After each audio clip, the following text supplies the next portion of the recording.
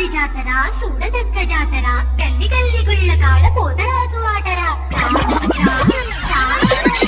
పల్లం పల్లం కప్పుల మేళం పోతరాజుండు తమ్మి పైలం సంబరాల బోనాలమ్మో నీకు సంచేటి వారాలమ్మో